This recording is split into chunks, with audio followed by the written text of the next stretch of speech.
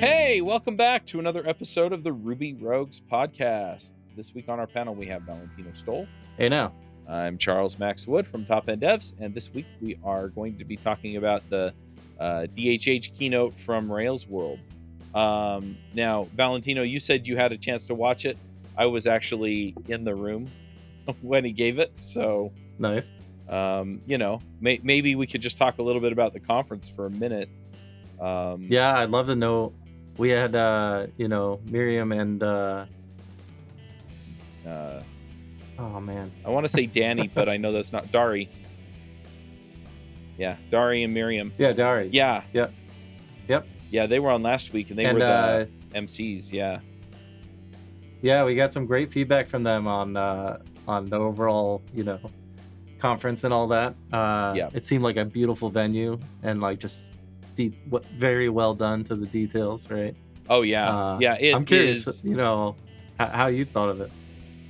So it is probably the best Ruby conference I've been to in a really, really long time. It feels like I remember way back in the day we had all the little regional conferences everywhere, and it sort of started to taper off, and then COVID hit, and nobody did anything, and then it seems like it's come back and a little bit, right? And so like Ruby Central's putting on their conferences, and we've had a few others here and there, but Rails World, man, it was firing on all cylinders. It was so good. The speakers were spot on. It really felt like a celebration of Rails and the Rails community. I keep hearing from people asking me if Rails is in decline, and if this conference was any indication, it really isn't. Especially when you look at they announced it, they put the tickets up, and they sold out in 45 minutes. I mean, there's definitely a demand for stuff like this. I also don't want to bag on any of the other conferences, but it seems like some of the other Rails conferences feel less focused on kind of the amazing things we have in the Ruby and Rails community. And so they get a lot more into the weeds of community or things like that, which, is fine, I guess. But it seems like there's not as much of a focus on, what's there and what the real power is behind what we can do. And yeah, so that's where I really love this, was like all the talks were basically on, hey, here's how you do this amazing thing with this feature in Rails, or here's how you do this amazing thing with this feature in Rails, and maybe this third party thing that it plugs in seamlessly. So that was awesome. The venue was awesome. Wasn't that far from the central station in Amsterdam, the train station. Incidentally, there's also like I wouldn't call it a bus terminal per se, but there are like 4 or 5 places where you can get on buses or trams and go throughout the city. And yeah, you got off there and you walked, maybe a half mile, maybe, to get to Nice. the venue. And the venue was really cool. It was this older building that they had converted into an events venue, and they had, the 2 rooms for the 2 talks, and one room was filled all the way to the back. That's where they did the keynotes. And then the other room was filled 2/3 of the way to the back. And so, yeah. And then the expo hall was across the way, and that was great. And anyway, it was just really terrific. And it felt like the old Ruby conferences to me, where I could just go in and just talk to whoever I wanted, and, kind of get a feel for where the community's at. So where is it at? What was that? I said, so where is it at? Where is what at? The community. No, it's fine. But I think we're going to talk about a lot of the things that the community is getting excited about. Yeah. So I was watching Chris Oliver's talk earlier this morning. Uh-huh. You mentioned, how do you use this thing? And I had, he had uncovered some things in Rails that I never knew.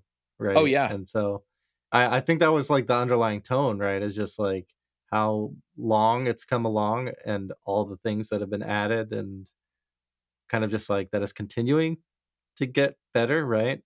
right. And more things that you wish were there are just there, right? Yeah. Uh, Well, the other thing is that it's becoming much more of a modern. I think some of the things that frameworks like Rails struggle with is just staying current, right, with the state of the art. I mean, right now we're watching the React community just struggle with uh, React server components, and pretty much everybody I talk to in that arena agrees that it's the direction it has to head in, but it's not backward compatible like most of the other changes they've made to React, and so you know, people are struggling with some of these moves forward. And it feels like in the Rails community, we really, how do I put it? A lot of the enhancements that we pick up from Rails, like we're used to some breaking changes from one version to the next, which is fine. And he talks about that in the keynote with the stability versus um, making the right kind of progress. But it seems like most of these things more or less seamlessly integrate. And so you make the upgrade, maybe you hassle with a couple of small details to get it to work the way you want it to, and then yeah, you've got a modern framework. And since Rails has invested in that continuously, none of these jumps are huge. yeah, that makes a lot of sense, and it explains a lot that's been coming out, right, with the whole, Yeah. Kamal, Hmm. deployment tool and the push for, to be honest, not necessarily from DHH, but I know, Toby from Shopify is always pushing Yeah. for SQLite, right? And Yep. getting everything to run on a single machine, right? So that Yep. people can just get started right away. I think Yep. that's huge. And I always thought that was like crazy when, you know, Docker was pushed initially Hmm. without the tooling that it has now. Right. Where you just needed to spin up all these extra things, and Docker was almost a necessity tool, right, to Yep. get everything to run, to get the background workers and all this Hmm. stuff. Where okay, just throw it in the database for now, right? Like Yep. there are so many things you could do just to get it like running on your machine, right? And Yep. I love seeing that, and Yep. the more we can whittle down to just start and try it out, like, the better to, like, get Yeah. more people using it, right? Well, that's one thing that David talked about quite a bit was um, the idea of it being a one person framework. And, so you're talking about SQLite, and kind of the simplicity there. He talked about no build with the, so it's like import maps and things like that, prop shaft, just simplifying the asset pipeline, um, the solid cache and solid queue, Kamal. I mean, a lot of these things go into simplifying it. So it's a one person thing. And yeah, he did talk about SQLite in his talk too. Um, but yeah, all of these things, and then yeah, just making it so simple to deploy that you literally set up some machines and tell Kamal, okay, go get it, right? It it's done, and I'm really looking forward to doing some of that.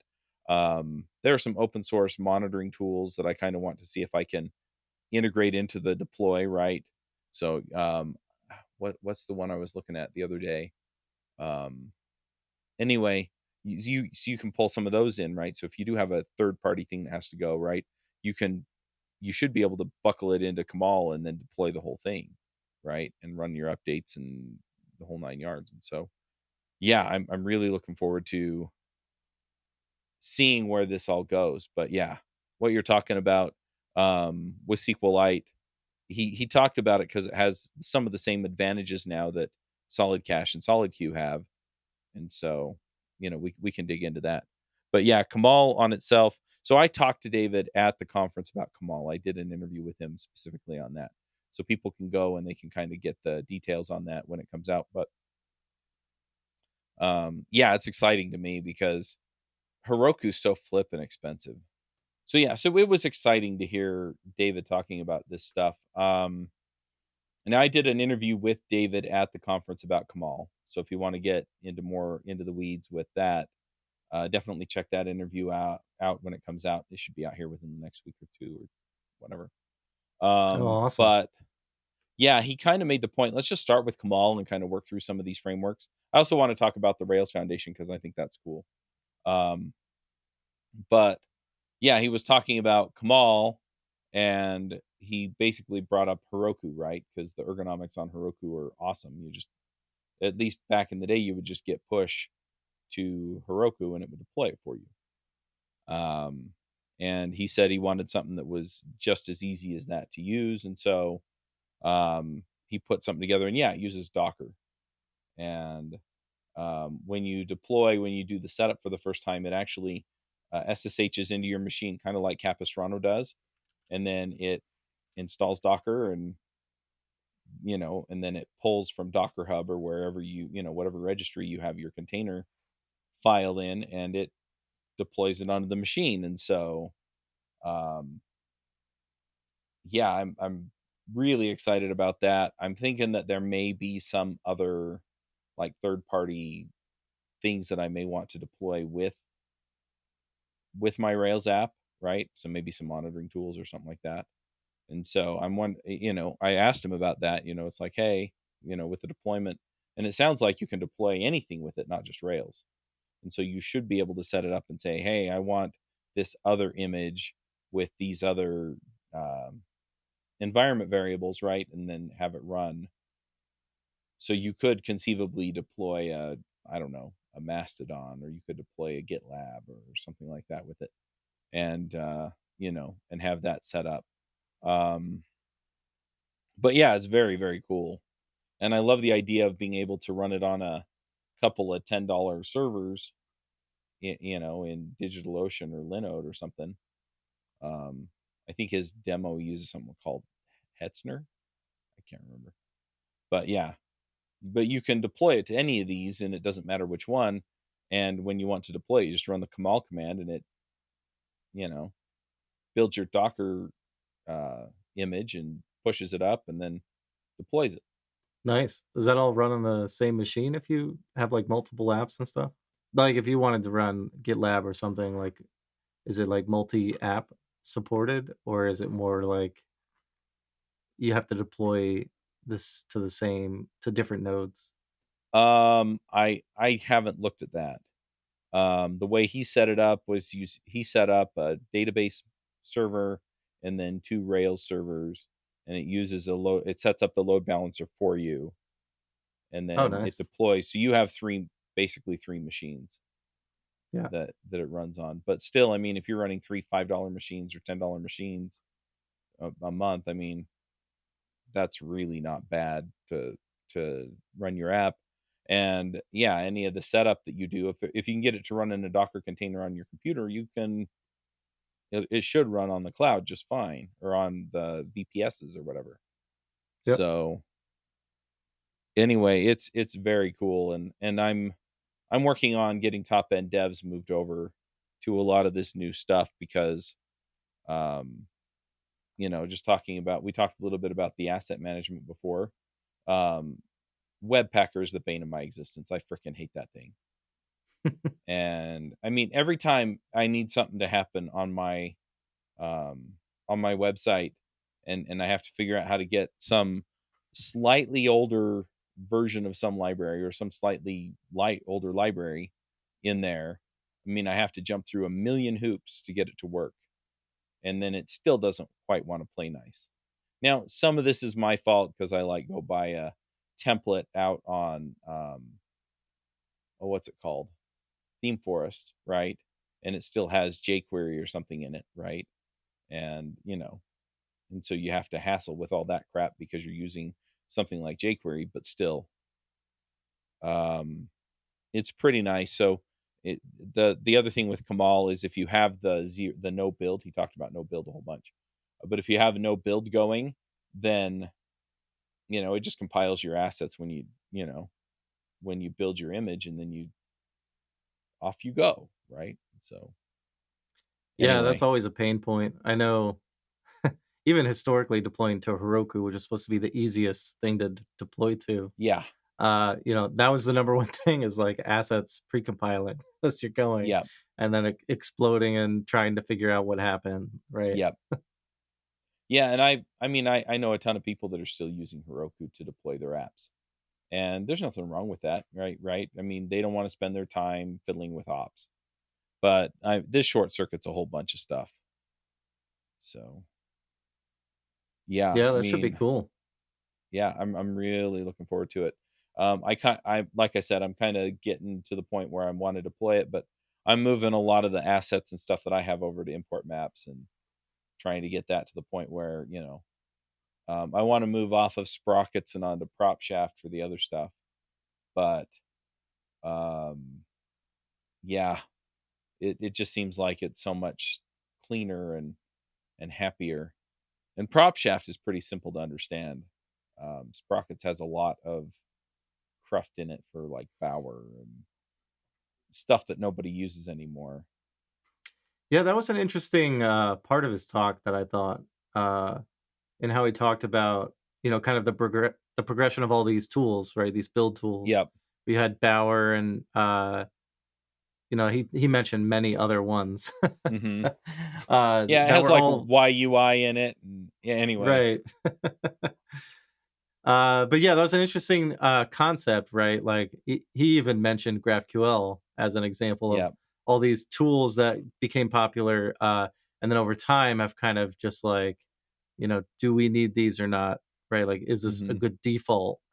I thought that was pretty interesting. Like, Yep. uh, you know, point, right? Like, uh, maybe we don't need all this extra stuff Yeah. anymore, right?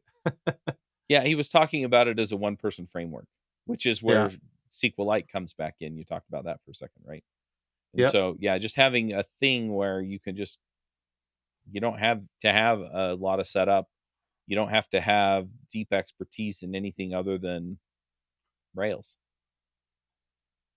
And if you're not an expert, you can still figure out how to do 80, 90% of the stuff. Right. Yeah, I'd be interested to see how this evolves, right? Because uh, obviously the defaults are nice to have minimal, Mhm. right? Yeah, And which I think like that's probably the reason why the Rails new page is the way it is, right, right? And doesn't give you like more details or guides or things like that it right. maybe could.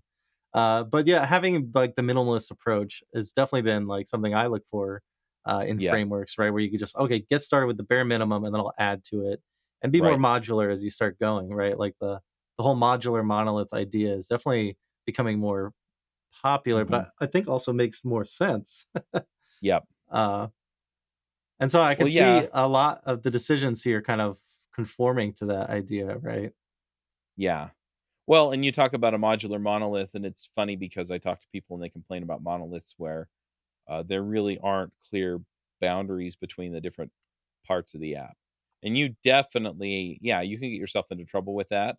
But what I found is that finding and rooting out that coupling and then making it work in spite of it or making work around it is much easier than trying to figure out the boundaries between a whole bunch of different microservices. Yeah, that's 100% true. And I mean, there's tools too to help with those Mhm. boundaries, right? Like, what is it, Packwork or not Packwork, Yeah. but Packer. Is Yeah. a great tool. I think from Gusto or Planet Scale, one of those. Yeah. We uh, we did an interview on it. I'll put a link to that episode in the show notes. But but yeah. yeah, I mean, it works really well, and it does Hmm. like it helps identify the boundaries and makes it so that you can like stack everything together, but keep it Yeah. separate, right? Yep. And so I mean, that just goes back to my point, like you know, It it's needed if you want it, right? Like, Yeah. why have it in Rails though? Yeah. Uh, Yep. So yeah, I agree. So yeah, I'm still getting into prop shaft for images and CSS. I'm just kind of seeing where that takes me. I haven't quite figured out where the font stuff will live, but I'm typically not using that many like custom fonts, so that's less of an issue for me. Whether prop shaft will manage them or whether you anyway.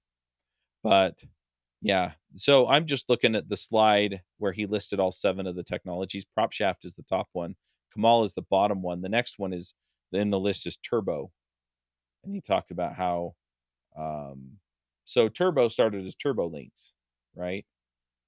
yep, And I think we're all semi familiar with turbo links. For the people who aren't, turbo links essentially is a JavaScript library that when your request goes back to the server, it gets the response, it looks at it, does a diff between it and the DOM that's um, in your app, and then it just basically applies the diff. And so it makes it faster to paint because it doesn't have to repaint the whole thing, is the idea, right? And so Turbo 8, and for a while they've been adding other features so you can replace parts of the screen, right? Or parts of the app. But the thing he showed in the keynote was that they would, like if they added a column to their Kanban workflow in Basecamp, then when it loaded that in, what it would do is it would jump back to the top of the page, right? And so they figured out what they needed to do in Turbo so that you can just add that to the DOM without having it reposition on the page. And apparently that opens up a bunch of other possibilities. Yeah, that'll be really cool. I know, was it Joe Mizzelati? Uh-huh. He has like a yeah, he's behind the whole Turbo Native stuff. Yeah. A lot of the tutorials anyway. He has like a class where Mhm. he's gonna start walking people through how to get the native aspect of it working. And I'm interested to see. Mhm. I mean, it makes so much sense to let the DOM work for itself. To be Yeah. honest. Yeah, so Joe is coming on in a week or 2. I mean, I could only get the podcast booth for so many hours, so I invited him and, um, I the guy behind Super Rails, Yarrow? I invited him on to come talk to us about stimulus hotwire stuff, because that's what his talk was on. Um, but yeah, so when I talked to Joe, apparently most of Joe so when Joe consults with, uh, clients, because he's a freelancer, effectively what he does is he works with them to, clean up the way that their Rails app works so that they can use Turbo Native. And then what he does is he basically just puts a Turbo Native wrapper around their Rails app, and that becomes their mobile app.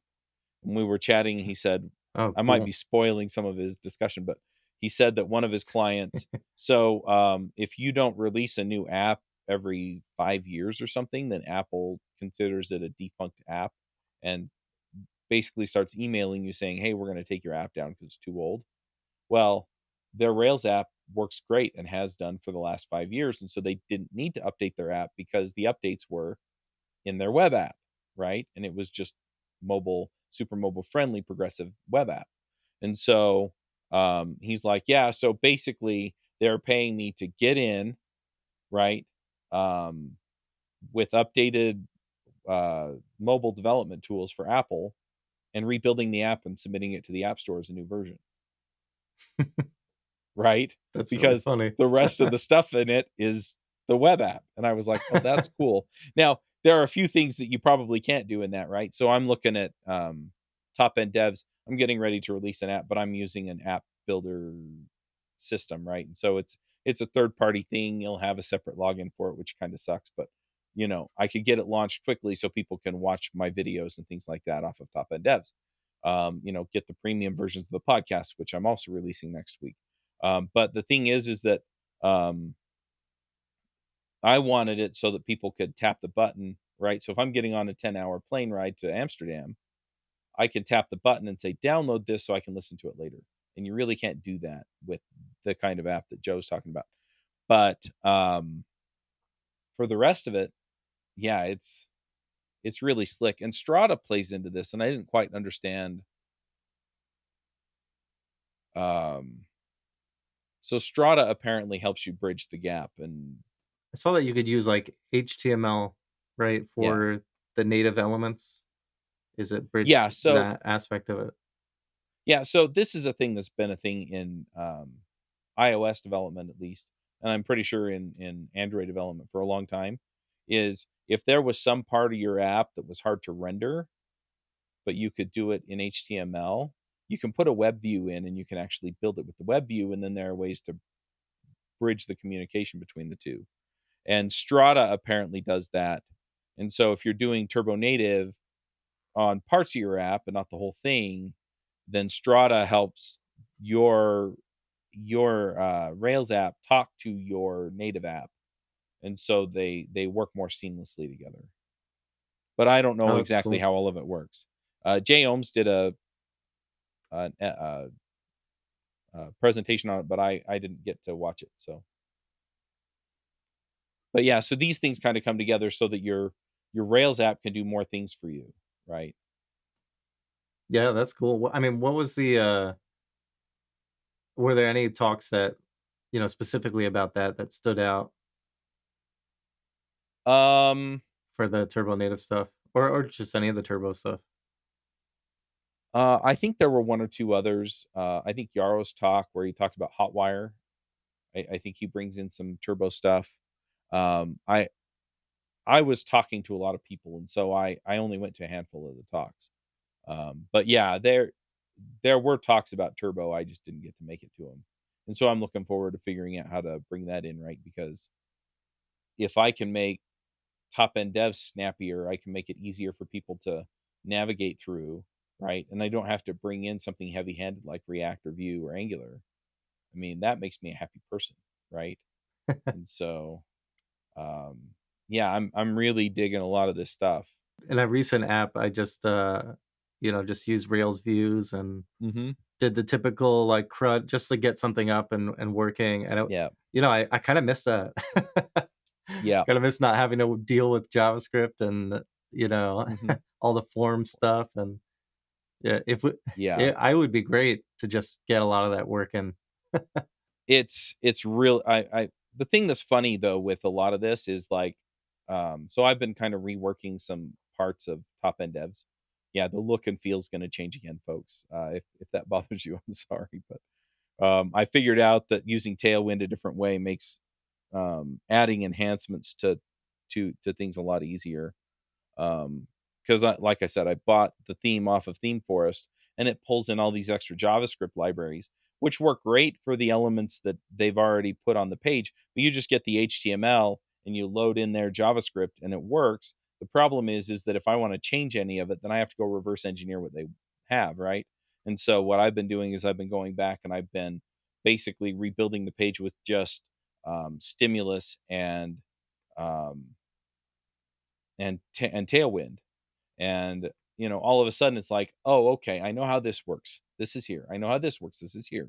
And it makes it really, really easy to do this stuff. And I'm also finding that Stimulus has a lot of plugins for a lot of the stuff that I want to do that isn't just anyway.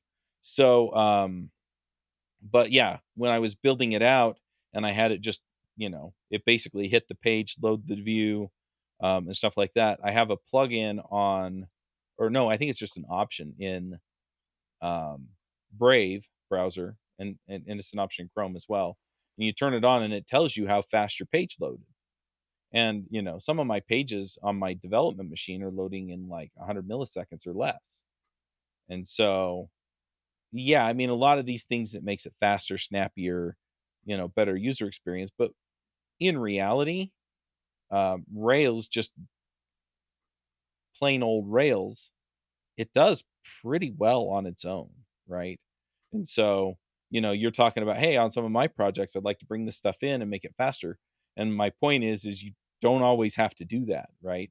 A lot of times it's just fast enough on its own. And then from there, you can go and look at some of these optimizations you can do and make it a whole lot snappier. So yeah. Anyway, I just wanted to point that out, like just vanilla Rails without all the other stuff, like bringing in solid cache or bringing in, turbo or prop shaft. You kind of have to have prop shaft anyway for your assets, but you get what I mean, right? You don't have to do a lot of this stuff to really get what you want. Yeah, I mean, to Nate Berkespec's, point, most Hmm. performance issues can be solved with a CDN, right? Like, most of it's That's on the fair. client, you know? Yeah, yeah, yeah. I mean, that's the one thing is that yeah, it's 86 milliseconds. I think the last time I ran the top end devs app with the new front page, right? Um, to render the whole thing, right? Now, granted, I still have elements I need to add to it, so it may go to 150 or 200, right? But the thing is that yeah, with network latency, maybe it adds another 50 or 100 milliseconds, right? If you're around the world from wherever I deploy it to. But Yep. realistically, yeah, a CDN offsets a lot of that um, with your assets. But the other thing that's fun is that with import maps, this is the thing that I started putting the import maps in, and when I did, import map, pin, and then whatever library, what it did is it actually put a link in to the JSPM, CDN, right? Oh, that's So it's funny. not even it's not even loading it off of my server anymore. And so, right, and so then it just has to pull the styles and images off of my machine or out of the cloud if I'm doing cloud storage for that stuff, object store. And then, yeah, the rest of it just kind of cleanly happens off the internet. And yeah, if JSPM goes down, then yeah, my site doesn't do all the fancy stuff, but it probably kills a whole bunch of other people off too. So It'll be interesting to see how that affects like caching in general, right? Because yeah. if there's fewer sources where people are referencing all of these assets, right? Like Hmm. it's going to be easier for the tail ends of the network to resolve those caches, right? Right. Be able to Yeah. do it faster because it's the same Yeah. They asset for yeah, they may already have it cached from somebody else's site. right, right. Yeah, that'll definitely be interesting for sure. Um, but yeah, anything else you want to talk about on the front end before we slide into the other stuff, kind of the back end and queuing? Uh Not really. I mean, the biggest change was, killing sprockets. Yeah. Was the most, battle I guess there was he made an offhand comment about the whole TypeScript thing, but, Yeah. it was more of a, do you need to use it or not, right? Like, Right. um, yeah, I don't think there's anything to be said there other than, if you Well, like TypeScript, use it, you know? yeah. Well, that's the thing, right? Is if you're going to use TypeScript, you add a build step, right? So if you're not doing a build, right, you're using import maps and a third party CDN, right? There's no build for Yeah, JavaScript at least, right? And then PropShaft effectively does like a minor bit of cleanup and minification on your CSS. I mean that's the whole build step there. So it's blazing fast. But yeah, if you want TypeScript, I don't see any reason why people couldn't use it. But yeah, you're going to have that build step. You're going to have some kind of build tool to compile it and do whatever else with it. But even then, what you can do is you could have TypeScript running. I mean, this is more or less how Tailwind runs for CSS. Is now you do /bin/dev with your Tailwind CSS dash Rails gem, right? And then what it does is when you add stuff to your app, it evaluates it and says, okay, I now need these classes, right? And because it basically tree shakes your CSS. I don't know if that's the right term for CSS. It is for JavaScript, but effectively it drops out all the stuff you're not using to keep your file small. And so it has to do a rebuild, but then it builds it to a place where your system knows to go look for it and do the asset compilation off of it. And so you could do the same thing with your TypeScript watcher, right? Where it does a periodic build and puts it somewhere where your assets can then load it, right? And then your application JS, you just tell it, hey, you want all the files in this folder. I mean, that's effectively what you do. And then you say pin this whole folder and it goes and it gets all the JavaScript out of it and pins it in import maps. So you could do it. And I don't think it'd be that onerous, but I'm pretty comfortable with JavaScript.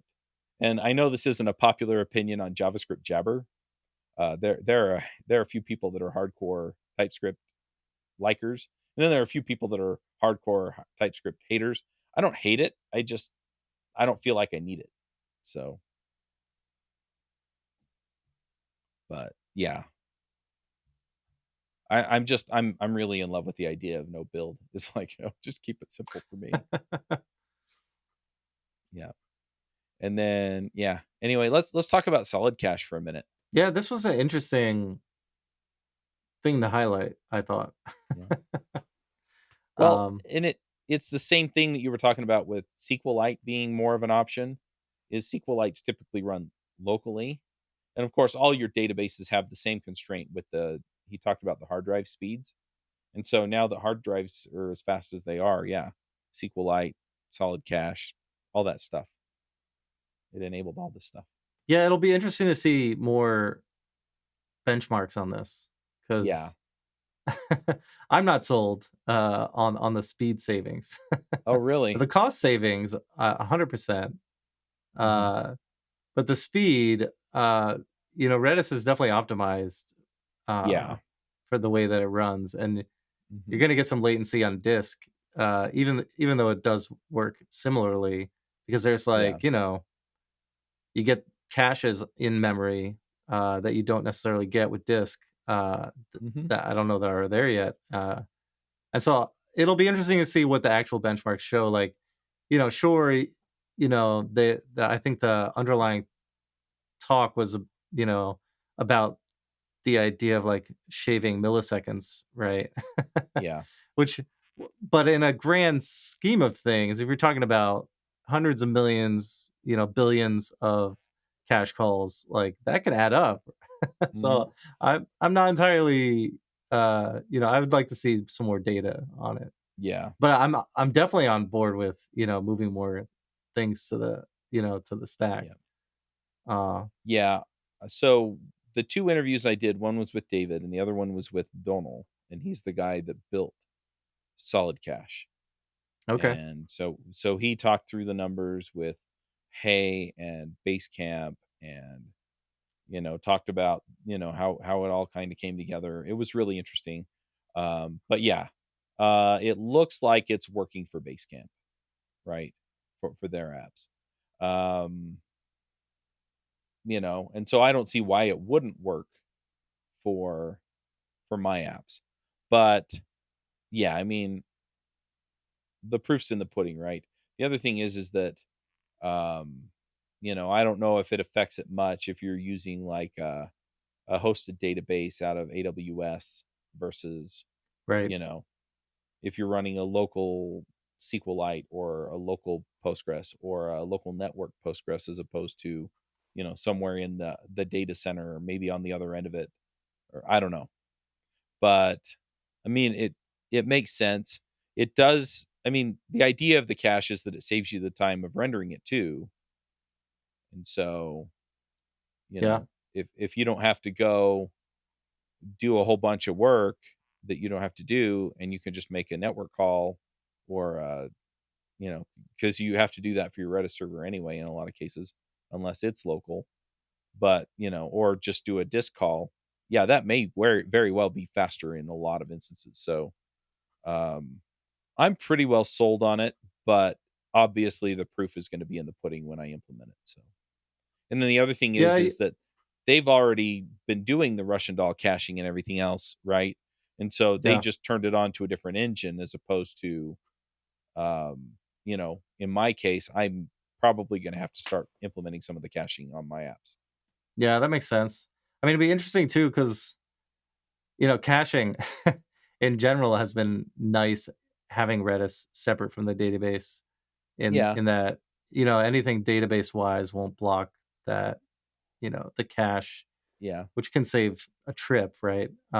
yeah, So it'll be interesting to see because like his talk is hmm, about the one person framework, yeah, and I think back to my days of being a one person freelancer and having the Rails app and do everything, hmm, and somebody goes to generate a report and my SQL gets you know bound right, down, and then okay, yeah, well if you have your cache there and you have your queues there, uh, hmm, and you're just one person, then you're yeah, at least you know where to look, but hmm, yeah, with obviously the these issues can be resolved right. with some DevOps, but Well, and the Donald pointed out that the way they're doing it at Basecamp is that they actually have, what was it, 5 or 6 MySQL servers that all hold a shard of the cache that are separate from their core database. And yeah, so, And he said that it's really easy to set that up. You just do the multi-database setup for Rails the way you do it in Rails anyway, if you're going to use multiple databases. And then you basically just tell Solid Cache to shard over those databases. And so then if you lose one, you lose a 20% of your cache, but then it just rebuilds it. Right, it just So rebuilds. so you can separate them. I haven't gone into Solid Queue to see if you can use a separate database for that. I would imagine you can, because it's all run through Active Record and stuff like that, just like everything else. So anyway, but yeah, I can see your concern there. I also think that it's probably going to work better for some apps than others. So Right. Yeah, it'll be interesting to see how that plays out, because Sidekick is really great, and Redis is really yeah, great at these particular, job queuing things. But, yeah, a lot of database related queue systems have been doing really well. yeah. What is it? Good, like you said, good job, right? Good, yeah. Good Job was the one that he talked about, but I remember Delayed Job when it came out. Yeah, You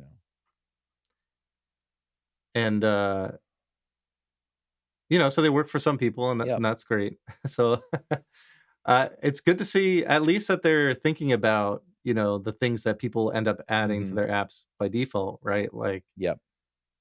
cache and queuing system is definitely one of those things, and that inevitably does end up adding Redis. So if Yep. it ends up working out, that's one less tool you need to think Yep. about when you're, getting something up. So it makes sense. Yep. Yeah, and I think that was part of the idea too, right? Was that you could just turn the caching on and you're done, right? You don't have to go set up Yep. Redis. You don't have to go right. So, and Solid Queue is kind of the same idea, except it's queuing, right? And so it runs out of the database too. And you mentioned that already, but I didn't. I didn't talk to as many people about Solid Queue as I did Solid Cache. So Yeah, I think caching is always better in the Rails context where, there's so yeah. many great tools in Rails for Mhm. handling cache and like you mentioned, Russian doll Yep. caching for views. But like even more than that is you could just cache anywhere in a Rails app Yeah, you and can. it's available. It's great. Mhm. And you can handle what the invalidation is like for a specific block, like Yep. context, like it's just very well built.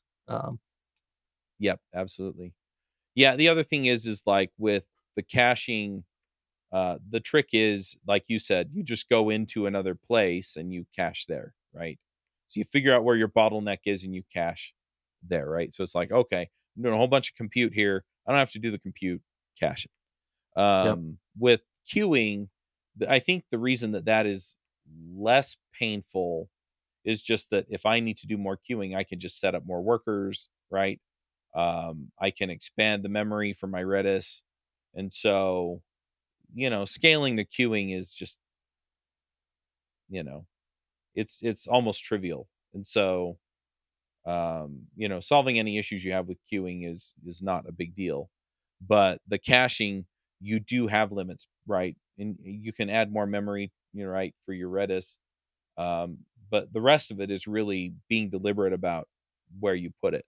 Whereas the queuing, your problems with your queuing are basically, yeah, it's like, okay, I'm just going to scale this thing horizontally or whatever, or scale Redis vertically. But yeah. One thing I didn't think about with the queuing is, databases have kind of more capacity than memory, right? Hmm. And I just imagine, a few instances in queuing where, oh, you accidentally, backed up the queue and it blew out the Redis, and Uh it went huh. down. Like if you have more capacity, Yeah. it could fill up even more, with Yep. jobs you don't need, that you're gonna have to kill anyway. I don't know. It's Yep. another thing to think about, but, Yeah. it'll But yeah. yeah, this leads into the seventh piece that we haven't talked about, that, and that's mission control, right? So mission control, it sits on top of active job. So theoretically, you can use it with your sidekick or your rescue or your good job or delayed job, or with solid cache. And so, yeah, if you're getting full or you're having issues, with your queue, you can go in and manage a lot of your queue with mission control, and it's kind of a freebie option that'll work even if the thing I like about it is that Active Job made it so that I can swap out Sidekick for rescue for whatever and mostly not have to care. And so having mission control means that even more my management tool for my queue, I don't have to care, right? Yeah, that was pretty cool. I liked seeing you know, the end-to-end Mhm. management of it all coming together rather than just doing each piece. They're like, okay, this entire stack for queuing, like UI Yeah. all the way down to the back end, use these things. So Yep. I'm excited to try mission control. It definitely seems Yep. like, it's definitely a missing piece from a lot of the queuing Mhm. systems. Um, Yeah. Well, anymore, if you're building a Rails app, you pretty much rely on having queuing. And so, yeah, they may as well make the experience nice. So you wanna talk about Rails Foundation for a minute? yeah, I'm kind of super excited to see how Yeah. this particular thing plays out, right? Like, Yeah. because this was the first event of many, right? Mhm, that's what they were saying. So next year, Rails World will be in Toronto. Toronto? Yeah, it was funny because I talked to Amanda Perino, who's the director of the foundation. Yep. I can't remember what her exact title is. I think it's director or executive director. But anyway, so she said, and I looked at her the night before they made the announcement, and I said, "Look," I said, "this has been awesome, right? I'd like you to do one where I don't have to travel all the way to Europe to go to it, right? Because I just haven't had this kind of conference experience." And she's like, "Well, I can't tell you anything, but you're probably going to be happy with it." I said, "You're bringing it to the US?" And she said, "I can't tell you anything, but I think you're going to be happy with it." And then she basically told me that it wasn't coming to the US. And so I'm sitting there going, okay, well, I guess if it's in South America and it's not that far a plane ride, but South America, a lot of those big cities are just as far away from here as Yeah. Europe is. And so I'm like, okay, we'll see. I didn't even think about Canada, but yeah, the idea is that they're going to be providing a lot of these resources for Rails. And so it's not just events, right? It's they're taking charge of the documentation, they're taking charge of a lot of the other pieces that make up the Rails ecosystem, and they're supporting all the people that are involved. And there were what, like 8 or 10 companies that were members that all donated $1 million. I think Doximity, I think, was one of them. Yeah, we're Um, definitely one of the first I know, yeah, yeah. Yeah, we're on that list. yeah, they were. So, thanks to your employer, but also to all the other companies that are out there that are willing to donate to the community that way. I mean, it's awesome, and I'm really Yeah, it excited keeps to see what coming they too. do. It's kind of nice to see all these big Ruby and Rails shops Mhm. sponsoring it too, right? Yeah. Like, I think was it Big Binary from India, right? Like, I think they Mhm. joined that list. Um, Yeah. There were 2 or and 3 other companies that joined that they announced at the yeah, conference. yeah. So it's Yeah. great to see, like, that getting fed back into the community and Mhm. so yeah. So far I mean Rails World was seems like a huge success so far. Oh, yeah. Yeah. And I love seeing and, we had the 2 MCs on before, but it seemed Right. like from at least social media, I don't you can correct me if I'm wrong, but it seemed like they had a lot of new Rails attendees there, right? Mhm. Yeah, I talked Um, to probably 75% of the people I talked to had never ever been to a Rails event before, right? Some of wow. them had been doing Rails for, 3, 4, 5 years maybe. But yeah, the vast majority of people I talked to were telling me that it was their first ever Ruby or Rails focused event. And I think some of that has to do with it being in Europe, right? Because the conference scene was just not as widespread over there as it was here, especially the last 4 or 5 years, right? Where we had Ruby Central as soon as the pandemic allowed people to go, they were doing conferences again, and more people here were willing to put on regional type events. And I don't know if what the difference is as to why, but yeah.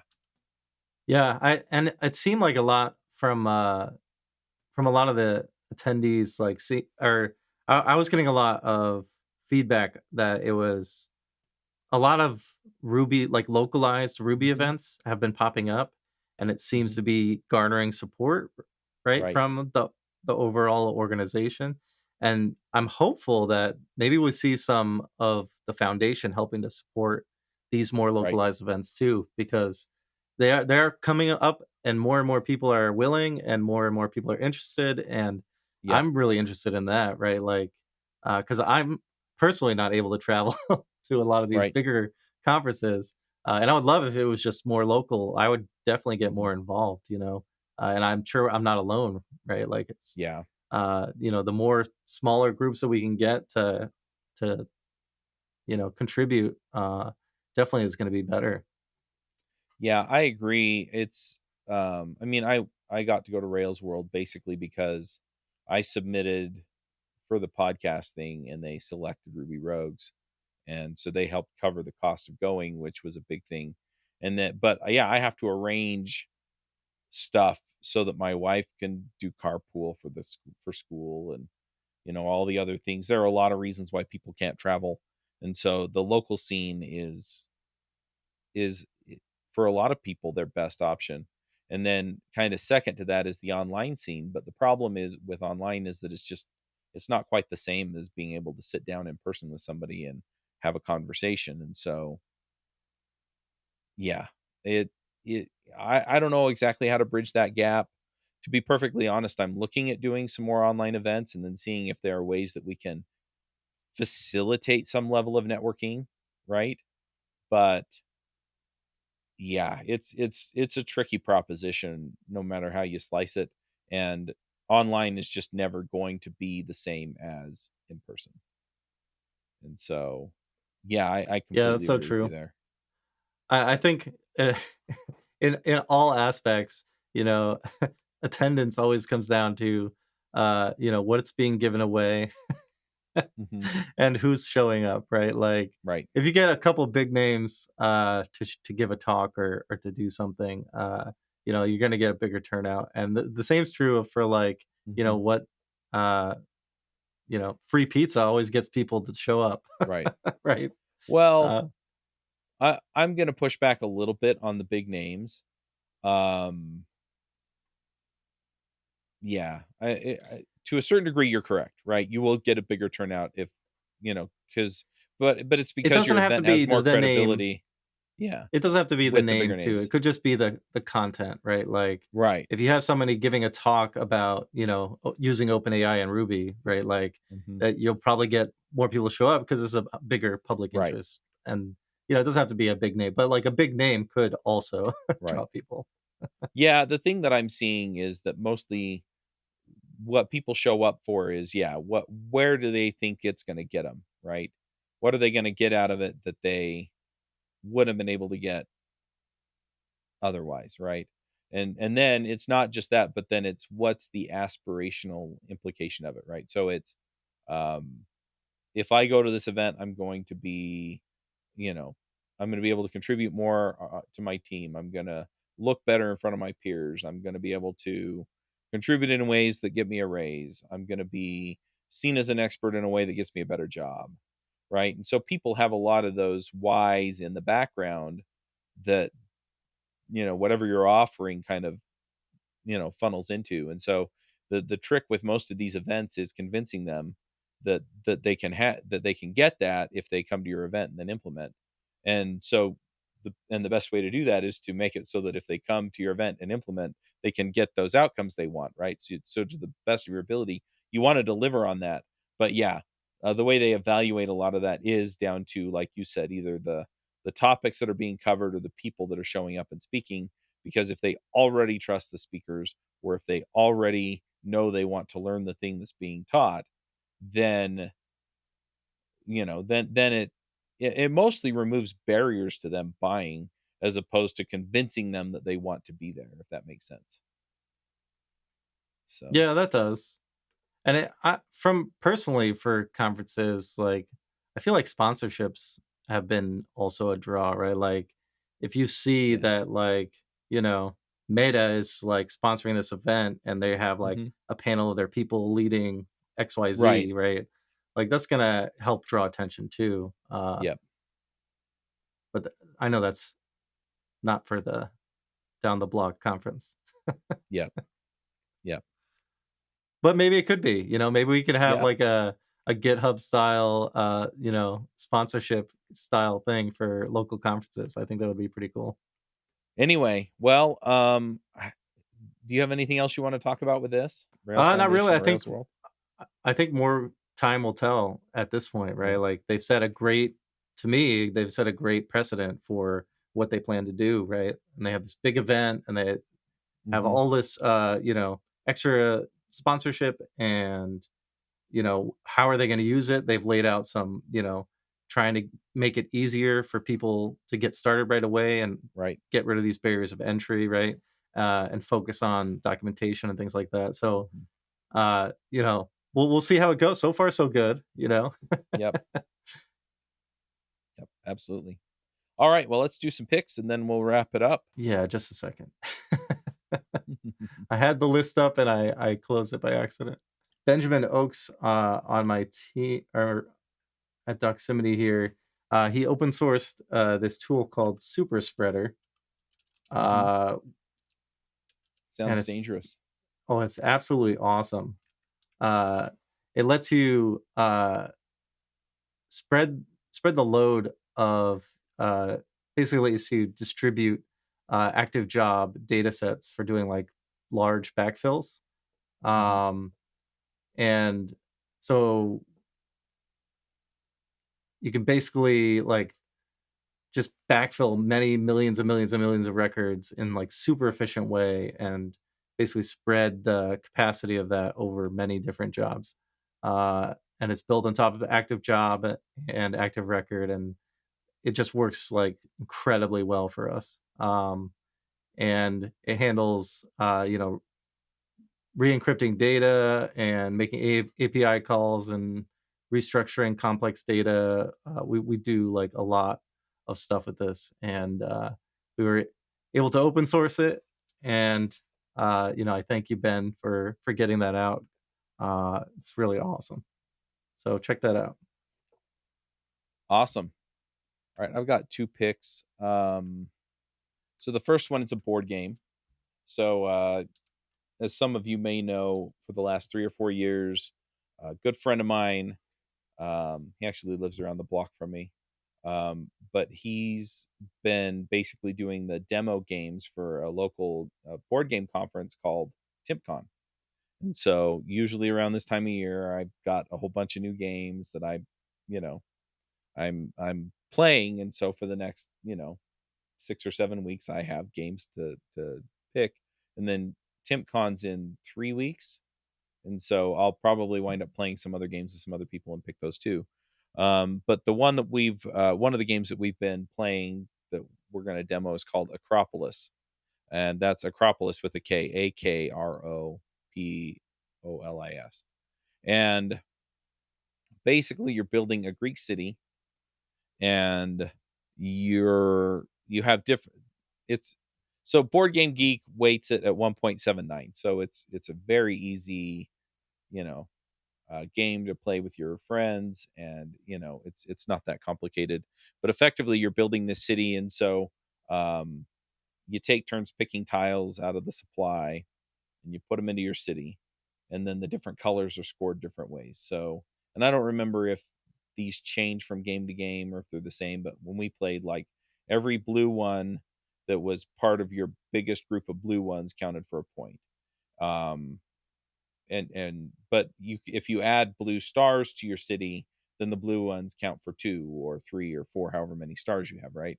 So the yellow ones count for, the yellow star thing was 2 stars, and so, once I had 1 yellow star tile, each yellow one that was not connected to another yellow one was worth 2 stars, right? So they all kind of score differently. The red ones are on the edge, the purple ones are, if they're completely surrounded, right? And so anyway, um, And then the other thing that works is you can stack them, right? Because they're each spot is a hex shape, right? And then each tile is 3 hex shapes put together. And so you could stack them, and when you stack them, then that location becomes 2, um, right? It's worth 2 instead of just 1 because it's too high. And so basically you're trying to build out your city in a certain number of rounds to score the most points, right? And it's real fun. Um, it's casual enough to be easy, but sometimes it's a little bit of a thinker, which is kind of fun. So I'm going to pick Acropolis, um, and that one came out last year. And then the other one I'm going to pick is um, I got some headphones. So I'm back to triathlon training, and um, when I run and when I bike, I just put my headphones on and I go listen to whatever I'm listening to. But in the pool, it's a different story, right? Some of you may or may not know this, but Bluetooth does not work through water. So um, if you put Bluetooth headphones on, you connect them to your phone, and you start swimming away from it, just a few inches of water is enough for the Bluetooth to not work. So I got these headphones. They're called Zygo, ZYGO, and they are not cheap. They're bone conduction headphones, but it comes with 2 pieces, and one of them connects to your phone via Bluetooth, and then it connects to the headphones that are, that go on that they're bone conduction. And if you've seen bone conduction headphones, they all look kind of the same. They've got the thing that goes around the back of your head, and then they've got the 2 pads that kind of sit on your cheek. It connects to the transmitter that's connected to your phone via Bluetooth via FM radio, and FM radio will penetrate the water. And so I've been able to listen to books and podcasts or music while I'm swimming, right? And so then I just have a waterproof sleeve that my phone sits in, which I had anyway because I'm using Tridot, so I'll pick them too. Tridot gives me my workouts every week. And so I can just have the workout right there in front of me on my phone. So when I come up to the wall and stop after my lap, if I need to see what's coming next, I can look at my phone. But then the other thing is I can stop and start the music and play through whatever I want while I'm working out in the pool. So I'm going to pick Zygo and I'm going to pick Tridot. And yeah, those are my picks. All right. Well, thanks for coming, Valentino. That was a fun discussion. Yeah, it was awesome. I'm kind of excited to. I know they've been rolling out tons and tons more Yeah. Rails World videos, so I'm looking forward to diving in and seeing all that was there. Yeah, it's been good stuff. All right. Well, we'll go ahead and wrap it up here. Till next time, folks, Max out.